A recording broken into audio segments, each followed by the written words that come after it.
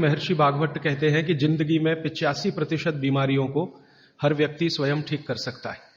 तो अब तक जो मैं बात कर रहा था कल तक, वो 85% वाला हिस्सा था। इसमें से आपको कोई भी बात ऐसी नहीं लगी होगी जो किसी विशेषज्ञ की मदद से करनी पड़े। अब तक मैंने जितना भी आपको बताया है वो सब इतनी सरल और सहज बातें हैं जो आप स्वयं कर सकते हैं। आज मैं आपको 15% वाले हिस्से की बात करूंगा। जो बचा हुआ 15% हिस्सा है जिसमें किसी विशेषज्ञ की जरूरत है, वो वाली बात आपसे शुरू करूंगा। लेकिन आज आप महसूस करेंगे व्याख्यान खत्म होने के बाद कि अरे ये 15% भी हम कर सकते हैं। भागवत जी की यही खूबी है। वो ये मानते हैं कि दुनिया का हर व्यक्ति विशेषज्ञ हो सकता है, और वो ये भी एक जगह लिखते हैं कि मैं अकेला भागवत नहीं, मेरे बाद और भी हो सकते हैं। वो ये कहते हैं कि जो व्यक्ति भी अपने शरीर का सूक्ष्म अवलोकन कर सके, ऑब्जर्वेशन सूक्ष्म माइक्रो लेवल पे, वो सभी विशेषज्ञ हो सकते हैं। तो विशेषज्ञ चिकित्सा के स्तर पर आज मैं उनका एक अध्याय आपके सामने लेता हूं। ऐसे उन्होंने लगभग 40 से ज्यादा अध्याय लिखे हैं, उसमें से एक मैं शुरू करता हूं।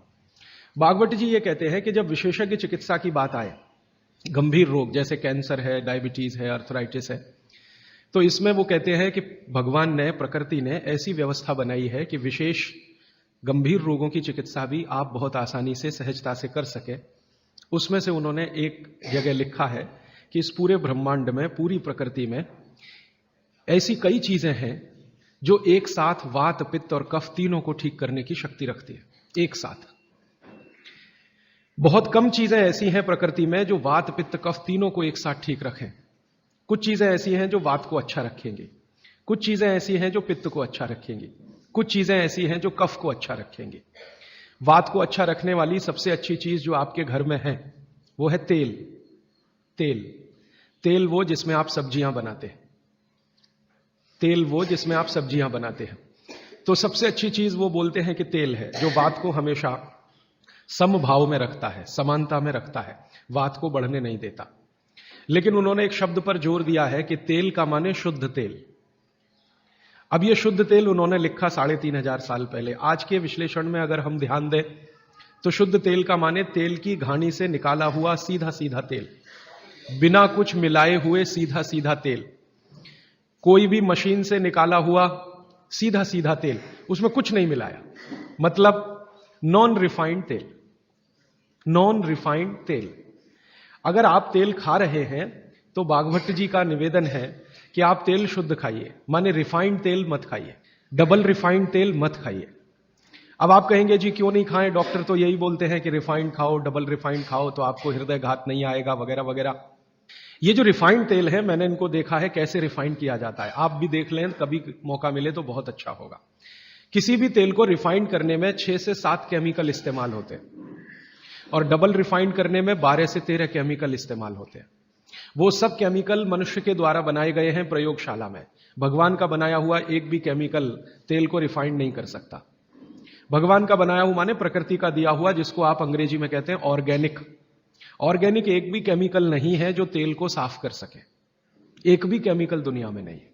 जितने भी केमिकल तेल को साफ करने के लिए उपयोग किए जाते हैं वो सब इनऑर्गेनिक है, और इनऑर्गेनिक केमिकल ही दुनिया में जहर बनाते हैं, और उनका कॉम्बिनेशन जहर की तरफ ही लेके जाता है। आज की दुनिया में मॉडर्निज्म के नाम पर, आधुनिकता के नाम पर जितने इनऑर्गेनिक केमिकल्स जगह जगह इस्तेमाल हो रहे हैं, वो सब आपको धीरे धीरे उस तरफ ले जा रहे हैं जहां आप जहर अपने ही शरीर में पैदा कर दें। इसलिए रिफाइंड तेल, डबल रिफाइंड तेल गलती से भी मत खाइए। भागवत जी कहते हैं कि जिंदगी भर वात को ठीक रखना है, जिंदगी भर। तो वात को ठीक रखने के लिए सबसे सरल चिकित्सा वो बोलते हैं वो तेल का ही है। वो कहते हैं शुद्ध तेल खाइए। शुद्ध तेल माने घानी से निकाला हुआ तेल। अब आपके मन में 2 प्रश्न आएंगे तुरंत कि शुद्ध तेल में तो बास बहुत आती है।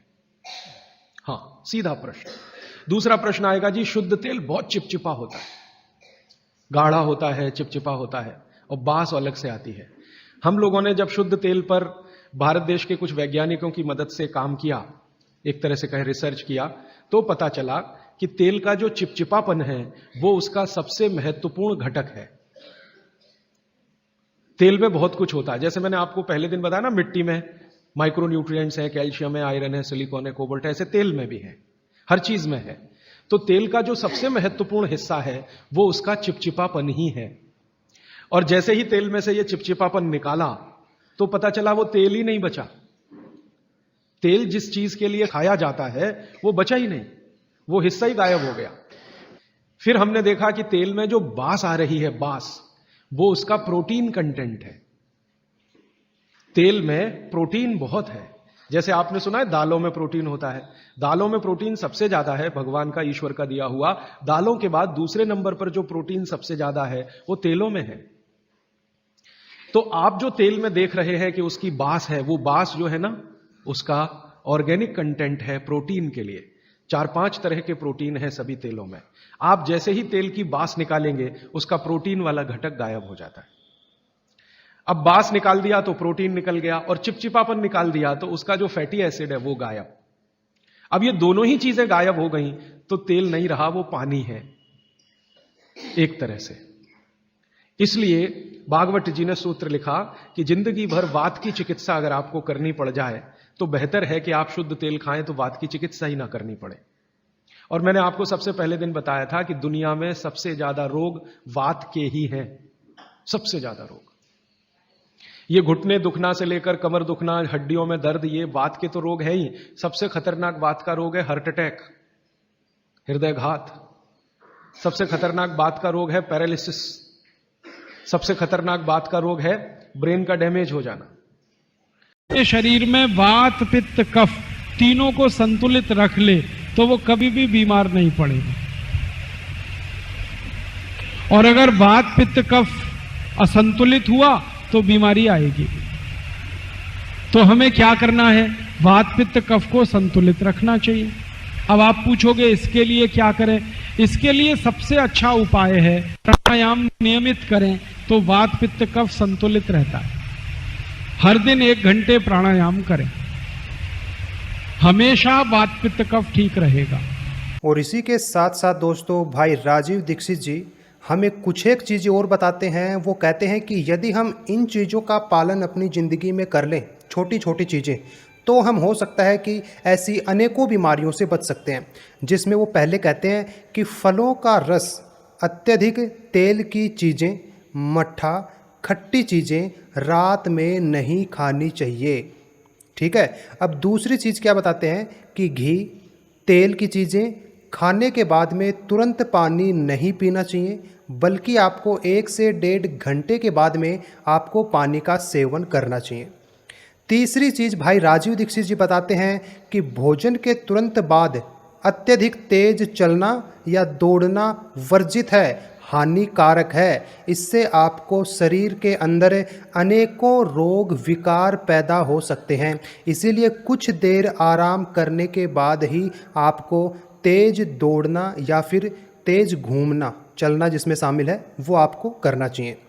चौथी चीज़ भाई राजीव दीक्षित जी क्या बताते हैं कि शाम को भोजन के बाद शुद्ध हवा में टहलना चाहिए। खाने के तुरंत बाद सो जाने से पेट में अनेकों रोग पैदा हो जाते हैं धीरे धीरे। पांचवी चीज़ भाई राजीव जी क्या बताते हैं कि प्रातःकाल जल्दी उठना चाहिए और खुली हवा में व्यायाम या शरीर श्रम करना चाहिए, और ये आपको रोजाना करना चाहिए। छठवीं चीज़ क्या बताते हैं कि तेज धूप में चलने के बाद, शारीरिक मेहनत करने के बाद या फिर सोच जाने के तुरंत बाद पानी कदापि नहीं पीना चाहिए। ठीक है, आपको कुछ एक देर रुकना चाहिए, उसके बाद में पानी पीना चाहिए। सातवीं चीज़ भाई क्या बताते हैं कि केवल शहद और घी बराबर मात्रा में मिलाकर नहीं खाना चाहिए, यह विष हो जाता है। तो शहद और घी का सेवन आपको एक साथ नहीं करना चाहिए। आठवीं चीज़ क्या बताते हैं कि खाने पीने में विरोधी पदार्थों को एक साथ नहीं खाना चाहिए, जैसे दूध और कटहल, दूध और दही, मछली और दूध, इन आदि चीज़ों से हमें बचना चाहिए। अगली चीज़ क्या बताते हैं कि सिर पर कपड़ा बांधकर या फिर मोजे पहनकर कभी भी नहीं सोना चाहिए। इससे भी शरीर के अंदर काफ़ी सारे रोग विकार उत्पन्न हो जाते हैं। अगली चीज़ क्या बताते हैं कि बहुत तेज या धीमी रोशनी में पढ़ना, अत्यधिक टीवी या फिर सिनेमा देखना, अधिक गर्म ठंडी चीज़ों का सेवन करना, अधिक मिर्च मसालों का प्रयोग करना, तेज धूप में चलना, इन सब से बचना चाहिए। यदि तेज धूप में चलना भी पड़ता है तो सर और कान पर कपड़ा होना चाहिए। अगली चीज़ क्या बताते हैं कि रोगी को हमेशा गर्म अथवा गुनगुने पानी से ही आपको अपनी प्यास बुझानी चाहिए। रोगी को ठंडी हवा, परिश्रम तथा क्रोध से बचना चाहिए। ये आयुर्वेद में लिखा गया है। आयुर्वेद में लिखा है कि निद्रा से पित्त शांत होता है। यदि कोई पित्त का रोगी है तो उसे सोना चाहिए, तो निद्रा से पित्त शांत होता है। मालिश करने से वायु के रोग कम होते हैं और उल्टी करने से कफ कम होता है। ठीक है, तो लंघन करने से बुखार शांत होता है। इसीलिए घरेलू चिकित्सा करते समय इन बातों का ध्यान अवश्य रखना है। अगली चीज़ जो कि आयुर्वेद बताता है, आग या किसी गर्म चीज़ के जल जाने पर जले हुए भाग को ठंडे पानी में डाल देना चाहिए, यदि वहाँ पर घाव नहीं हुआ है तो।